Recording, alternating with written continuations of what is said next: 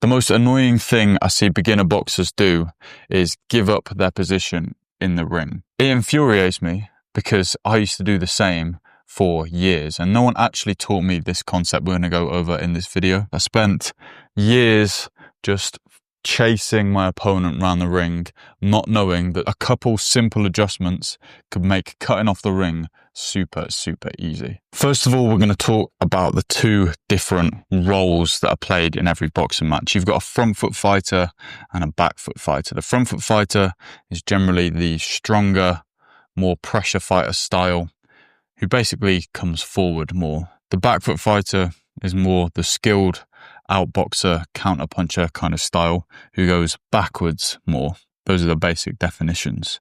So let's say our back foot fighter is the guy in the blue and our front foot fighter is the guy in the red. The back foot fighter is going to move around the outside of the ring and the front foot fighter is going to try and trap them and get them into a corner so they can throw their punches, land their punches. To understand how the front foot fighter is going to position themselves, I'm just going to draw some lines on the ring quickly. Okay, that actually turned out way better than I thought it would. So as we said, our front foot fighter is the guy in the red and our back foot fighter is the guy in the blue. Now, why did I draw these lines on the ring? It's because how our front foot fighter wants to move is basically occupy the center where all the lines cross, okay? And our back foot fighter, as you know, they're going to be moving around the edge of the ring. So how does the front foot fighter cut them off? Well, they take center of the ring and they basically put their back foot right in the center like that and use front foot pivots, almost like a hand on a clock goes around a clock. They're going to angle their body based on where the back foot fighter is. So let's say the back foot fighter moves across to the center of the ropes there. I can't angle the photo, but the front foot fighter is going to keep their back foot in the center and they're just going to pivot on the back foot so their stance is facing them, okay? Now, the goal of the front foot fighter is to get closer and get them in the corner, okay? So they're going to be doing this as the back foot fighter moves around the ring. So as the back foot fighter moves around the ring, they're going to stay on the same line as the back foot fighter. The back foot fighter moves over to this line.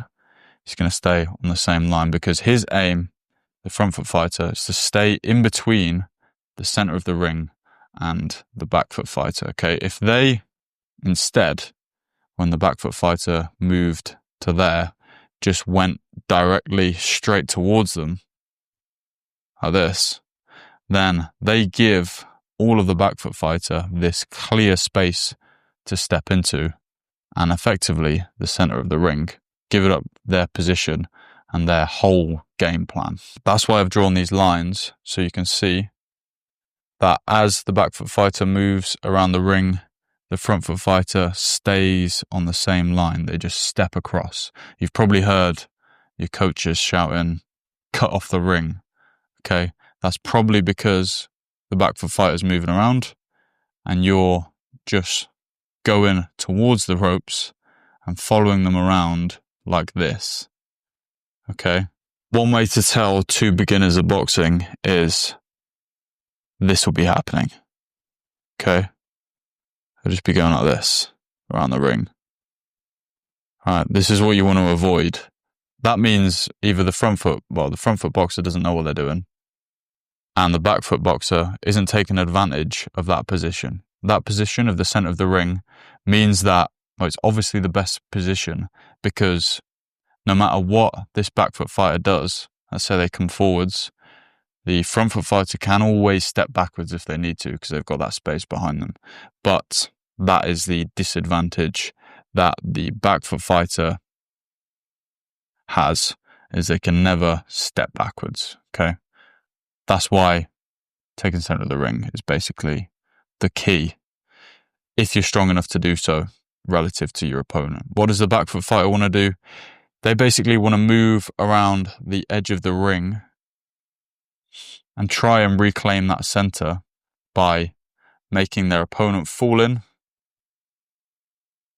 turning them, moving around, getting all this free space to move around.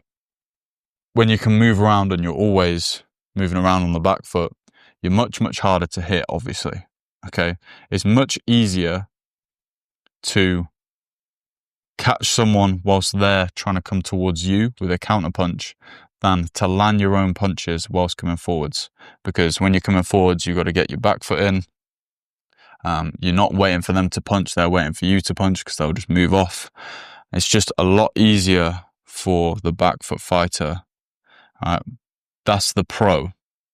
The con is the back foot fighter has to move round twice as far. Let's say they move from this corner to this part of the ropes.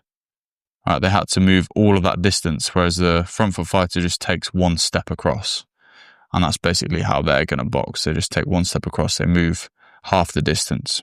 So usually in professional fights, when there's like 10 to 12 rounds in a fight, the back foot boxer, the counter puncher, the outboxer, they usually are winning. They're up on points for the majority of the fight. But eventually they get tired and get overwhelmed, and that's where the front foot boxer comes in, goes for the stoppage, or knocks them out. That's generally how the fights play out. And if it doesn't play out like that, that's just the most common way a long professional fight plays out. But of course, there's loads of different styles that all interplay. And we can go into those styles in a future video, but that was just a basic understanding. There's some other YouTube video that's on the screen now, which I think you'll benefit massively from watching. So go ahead and watch that.